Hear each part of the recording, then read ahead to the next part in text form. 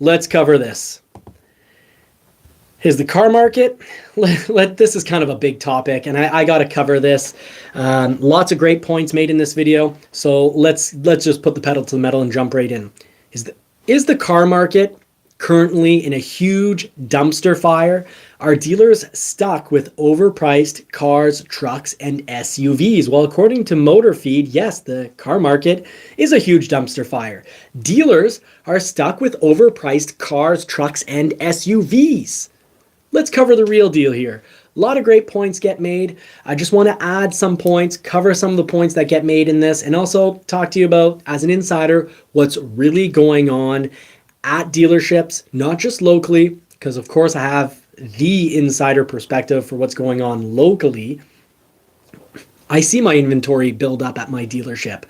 I see the amounts of money that get spent every month. When you carry, in new vehicles, $25 million of new vehicle inventory and about $5 million of used vehicle inventory.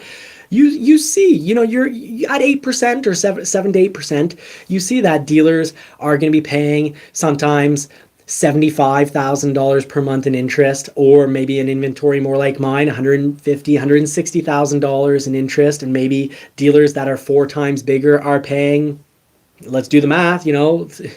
Some dealers are going to be paying $300,000 to even $600,000 in interest. Does this make it all a huge dumpster fire? Are dealers really actually stuck with overpriced cars? Well, we're not just going to look at things locally. We're going to look at the data, the stats, what's actually going on in the car market today. First, let's hear MotorFeed's opinion on this. And what he's noticing, because he's noticing these dealers. Yes, he's right. These dealers really are filling up, and these vehicles aren't cheap. If you go back, if you bought your last vehicle in 2022, and you look at prices of vehicles now, no matter what the brand, would prefer. I'm happy in his title he didn't just single out 1, 2, or 3 brands, because this is true of Toyota as well. It's true of Honda. You look at 2012 to today, prices have basically doubled on vehicles. But does this mean they're, not selling at all, and we just have to wait and these prices are going to come way down? Let's listen in. The car market is a huge dumpster fire right now, and dealers are crumbling under the weight of excessive inventory and high prices. Dealers are literally doing whatever they can to dump as much inventory as possible. I'm standing in an overflow lot for a Jeep, Ram, Chrysler, Dodge dealership here in Scottsdale, Arizona, and it blows my mind just how many vehicles are stored back here. It's 2 great points. Yes, dealerships, even very successful dealerships, with doing everything they can to get buyers great prices to get them to move that metal. We have 2 overflow lots. We're now paying rent on 2 overflow lots, and yes, we're a smart dealer. So, during the last 3 years, we were never pricing vehicles $5, $10, $15, $30,000. Case of a few Lightnings, $50,000 over window sticker. We didn't do that crap. So now we were able to get a ton of inventory, because Ford is like, hey, you guys play by the books. What do you want? Let's open up our book. What do you want to shop? What do you want to have? And of course, it helps get those specialty items. If you take a lot of, let's say Ford offers you, for example, an excessive amount of Mustang Mach-E's. Well, if you take a whole lot of Mustang Mach-E's, well, then you might get some pretty cool other models, like a beautiful selection of Ford Broncos, and so on and so forth. Now, another great point that is being made by MotorFeed. They quickly interviewed that reporter, a little segment of a chat with a sales individual. Yes, dealers generally should be willing to make deals to move metal. But that's actually part of the reason why more vehicles are being sold right now than they were a year ago. And I'll get to the data that proves that in just a moment. Actually, I can probably switch right into that right here. So we've got that not far off here. And generally, sales from 2023 have gone up. That's an up motion, more sales. So year to date, sales in the millions, And from, January 2023 all the way until December, sales are not horrible. Overall, January 2023 versus January 2024, sales are up, folks. They're predicting 15.2 million vehicles to get sold for 2024. So just ever so slightly more than 2023 likely. So it's going to be a very similar year to what 2023 was. If there is an increase, it's going to be slight. Now, Kelley Blue Book as well as Cox Automotive are great places. Hopefully I don't get in trouble with YouTube for saying that. But here, slow growth and no recession. So slow growth doesn't mean a recession in sales. It doesn't mean a drop in sales. Very slow growth. So straight from Kelley Blue Book, let's quote, "The U.S. economy will avoid a recession and move forward with slow, constrained growth," Smoke says. So just to point out, automakers are a lot like the Fed. The Fed plays around with interest rates to control the market, to control inflation, to control job creation, to, when they have to, slow down the stock market for the purposes of, inflation, job creation, and whatnot. Now, the Fed is keeping interest rates high, but lenders have begun to let them come down slowly. That, combined with elevated but declining inflation, will continue to limit consumer spending and slow job and income growth, he explains. So this is an economist.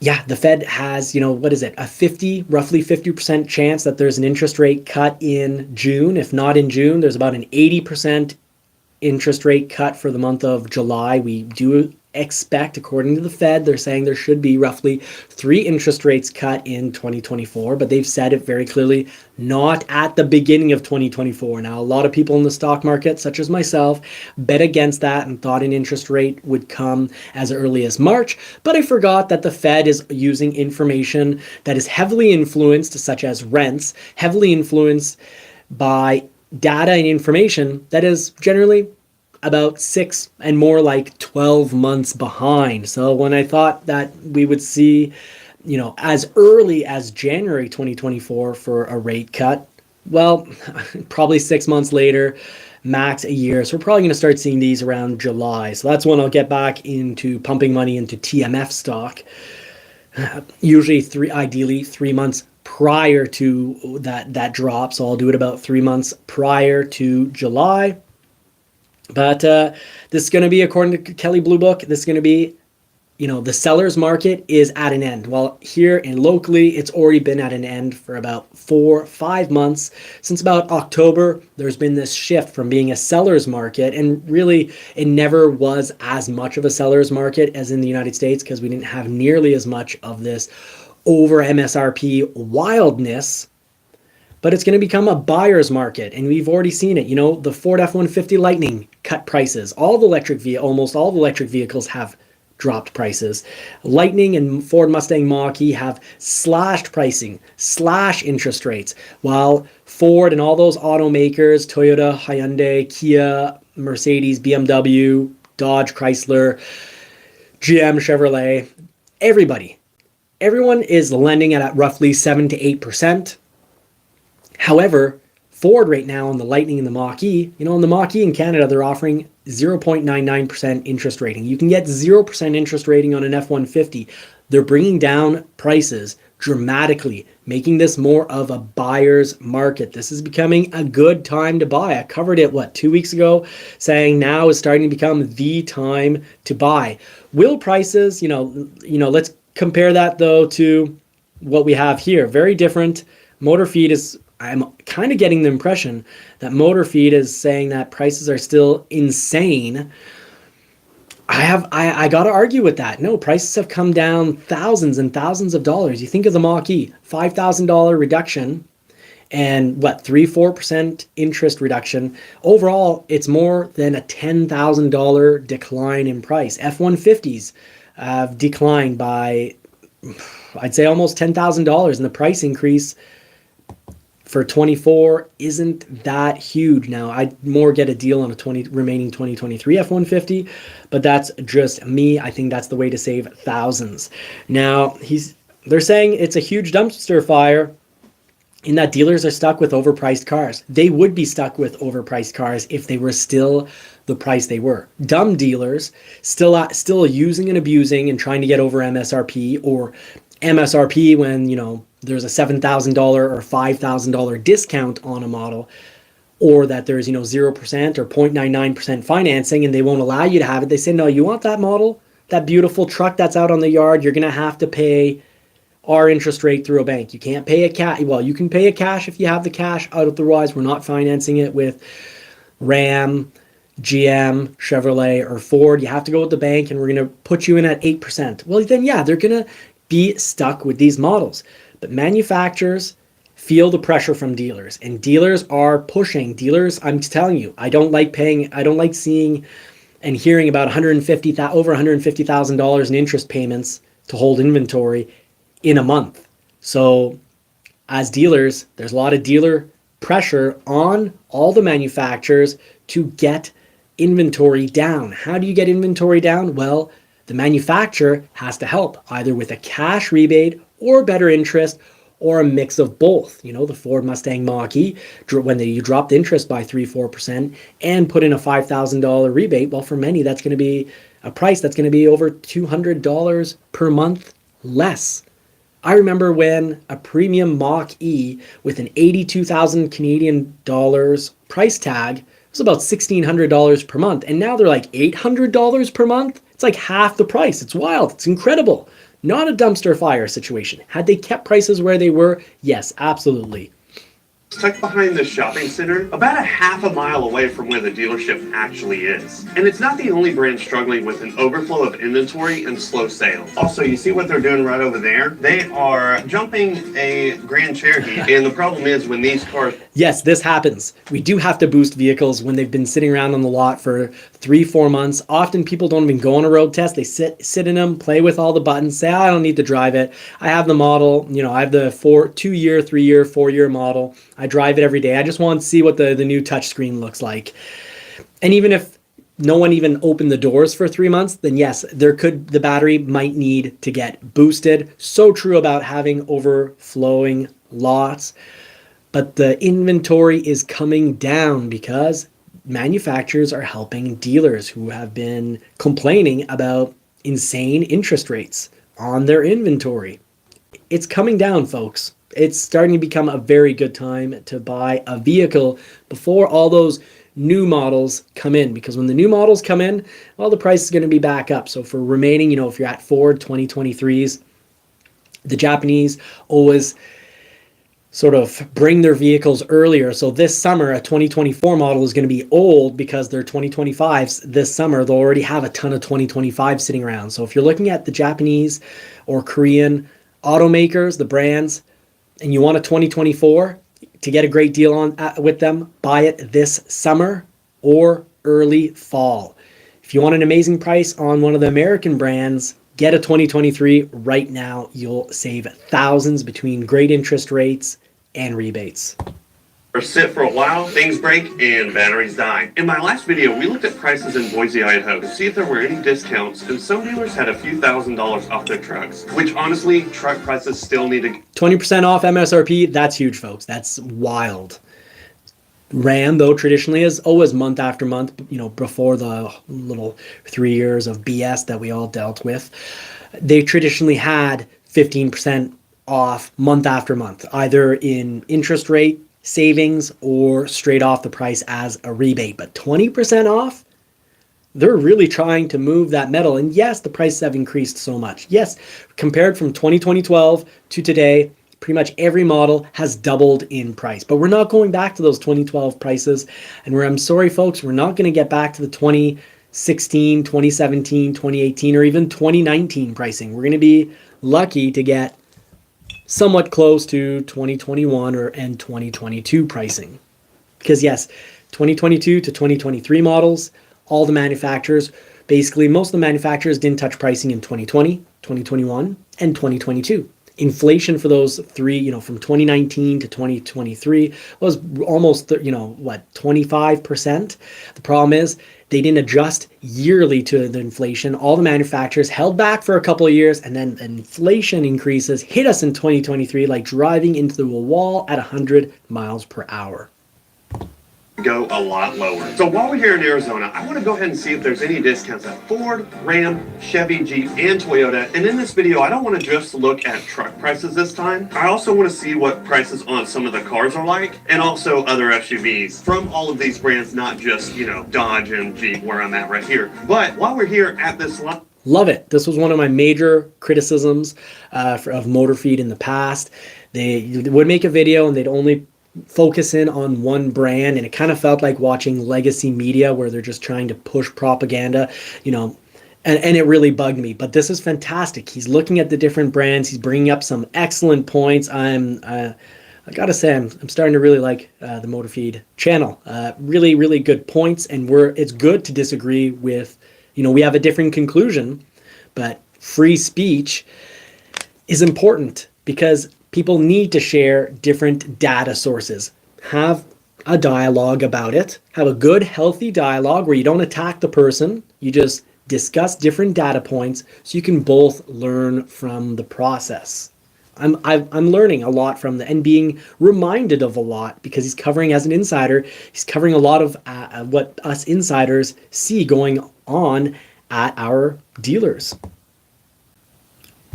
fine. Now, I want to show you something that I thought was a bit crazy as far as prices on the Jeep Wrangler goes. And I wanted to show you this right here, which is one of the most expensive Jeep Wranglers that I've seen that is not a 392 with the V8. This is basically a Sahara, but it is a 4xe, which means it's got the electric plug and you can charge it and everything like that. But the price on this is honestly kind of outrageous. Got a 2024 model year, high altitude 4xe. The MSRP is $70,455. This dealer adds window tint and whatever Zactec is, but that brings the total to $70,900.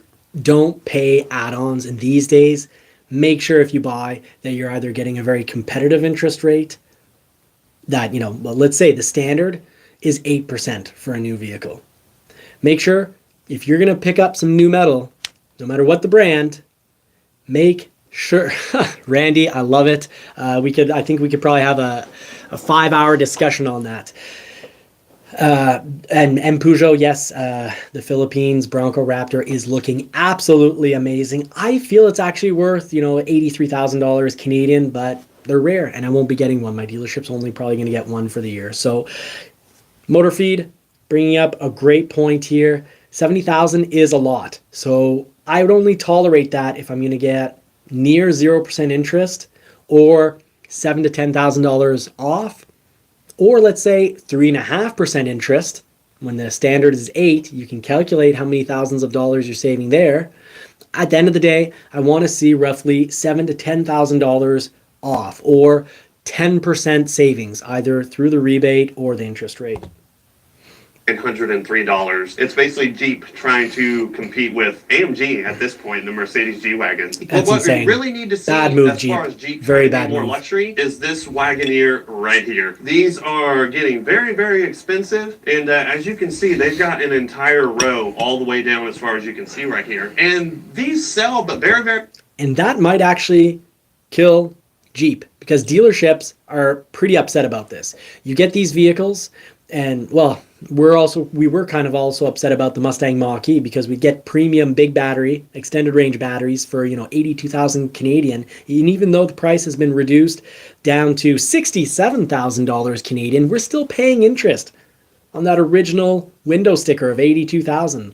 So we really want to sell these. And we're glad that Ford has dropped the price by thousands. Now over at Jeep, they've got these $100,000 Jeeps, Grand Wagoneers, and they're paying, think, $100,000. If it sits for a year, which many of them will sit for a year or more, that's over $8,000 of interest on a vehicle at the end of the day. If you're to sell it at, they might have about $8,000 of revenue, potential revenue built into them. But if you end up spending it all on interest, and let's say the dealership knocks in a year $5,000 off, and Jeep, after it's a year old, knocks $10,000 off. Well, if the dealership takes $5,000 to $8,000 off, pays $8,000 in interest, and of course the manufacturer helps make it move by dropping the price by $10,000 or $15,000. At the end of the day, the dealership's going to lose money. Most Wagoneers are going to lose dealerships money. I find it very weird in a neighborhood just across the forest from mine.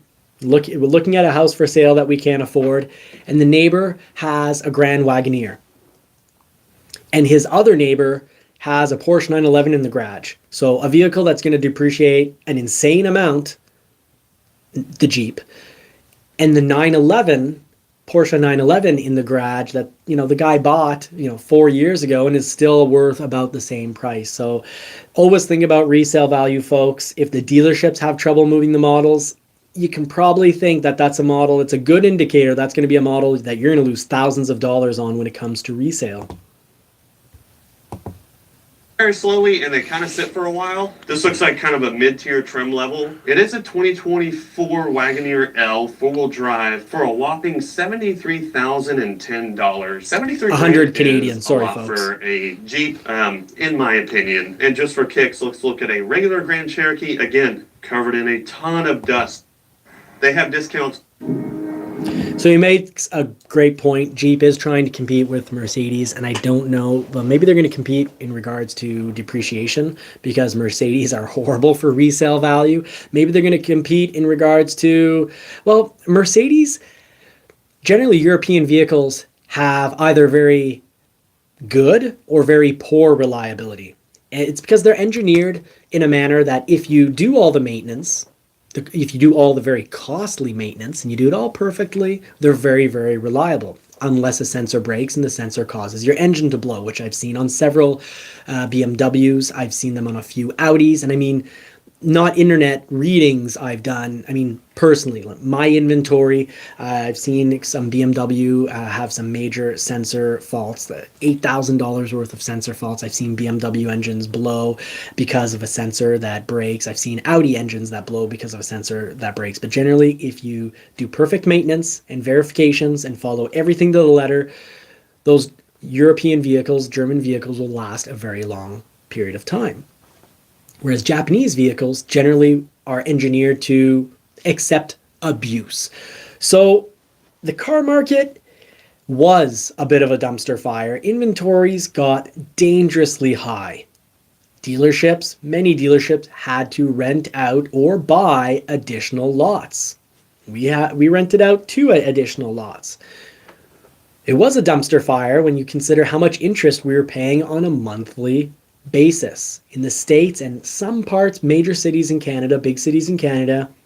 Over the last few years, vehicles have sold, or dealerships refuse to sell vehicles unless they're over MSRP. Didn't give manufacturer rebates, even if you came in and you're like, look, there's this online rebate, I want the vehicle that's there, and they're just like, nope, no online manufacturer rebate, and you're going to pay thousands of dollars more. Smart dealerships realize that you sell vehicles over decades and didn't do that kind of nonsense. My dealership didn't deal with that kind of nonsense. We've been around for a little over 60 years, and we want to be around for another 60 years. But the dumpster fire, folks, is over. Prices have already come down. Will probably go down a little bit more, but the major price reductions are on last year's models, and inventory of those are starting to get pretty low. Heck, 2 months ago, I must have had about 40 to 50 302 F-150s. That's the XLT Sport model, the high package. I had about 40 to 50 of them. I've got 1 courtesy, 1 modified, and 2 non-touched, regular, not a special instance. So I've got 4 for sale, but 1's a demo and 1's been modified. So 4. That means in a month and a half, we sold about 50 of these really cool F-150s. So as time progresses, we have the models that are less popular that, so selection's really coming down. So jump on a deal now because, yeah, the deal might be better in 2 months, but then you're going to to save a few $1,000s more, you're going to be needing and willing to take just about anything. And actually, inventory came down so much at Ford that you can see February programming did not get better. So you look at the interest rates and the promotions from February into March, and they didn't get better. They're the same, because February's promotions, we had one of the best February sales we've ever had. I think in volume, we might have sold more than we ever have in the month of February. At Ford, the promotion was very good. And Jeep, Chrysler, Dodge, GM, Chevrolet, they're smart companies. They're all going to be if they haven't already done so, they will drop their price to drop inventory. 2023s are going to sell, except for models that are just, problematic from the start, like Wagoneers that are overpriced. So great point on Motorfeed's channel. Models that the general public, you could say, even for Jeep fans or Ford fans, you'll have in 2-3 months models still sitting on lots, but they're not going to be the models that the public wants. So think about resale and think about vehicle selection. So that covers what we needed to talk about what's going on in the car market. If you want to read more about it, you can get a really good in-depth coverage of what the car market is going to be looking like for 2024 over at Kelley Blue Book. So Kelley Blue Book, type in Google, here's what 2024 could look like for car shoppers. I agree completely. It's talking about some prices coming down. It's talking about slow growth, but no recession.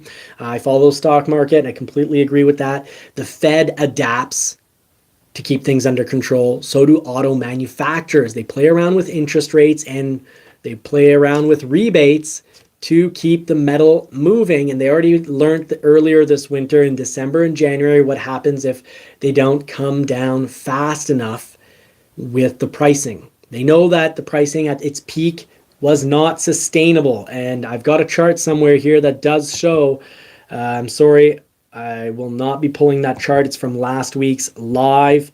So I did have a chart. Actually, I do have it right here. Prices have come down.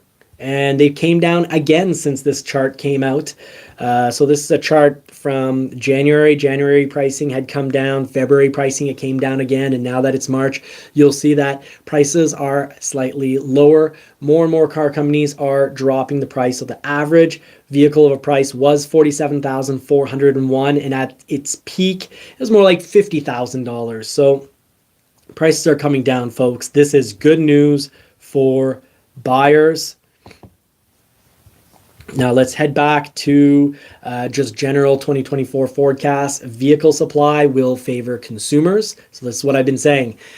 Having too much inventory and renting out these extra lots and paying crazy amounts of interest on vehicles is going to favor consumers, because dealers are going to be willing to make a deal in your favor, and the manufacturers have to. The dealers aren't taking any more. We don't want, we're at the point where if our lots are full and we've rented extra lots, and the dealer, the manufacturer, whether it's Audi, Mercedes, BMW, not much inventory at Toyota and Honda, but let's say all the Americans and a good portion of the European and Korean companies, when these manufacturers come in and say, look, we need you to take the new 2024 and 2025 models, the dealerships are going to say, no, I haven't sold my 2023s. So the manufacturer is forced to cut into their profits, drop the price, to basically give an incentive to the dealership to help them move that metal so that they will take on the new vehicles, because they have to take on those new vehicles, because it would cost them billions to not get these vehicles moving. They can't slow down production too much when they've made contracts with all these companies. So they got to produce the amount of vehicles they expected to produce. And this is going to cause prices to come down. Yes, there'll be more EVs, there'll be more EV discounts, and there'll be more EV advertising, because they've been sticking around these EVs. They've been building up on lots. And it's going to say their overall comment, I like this, normal and nice. Yes, it's going to feel more like buying a car back in 2019 without the same prices as 2019, but nonetheless much better prices than some of you saw in 2022 and 2023. So that's what's going on. So I hope that really helps helps you buy, hunt, and shop, find the right vehicle. Now let's move on. We've got major problems. So episode 5, folks, let's actually get the nice little, let's get a nice little thumbnail going around on, you could say, in the background. We talked about the Toyota Stout tonight. That was cool. Could look something like that. TFL looked at a prototype. You could check that out. Talk about the Ford Bronco recall.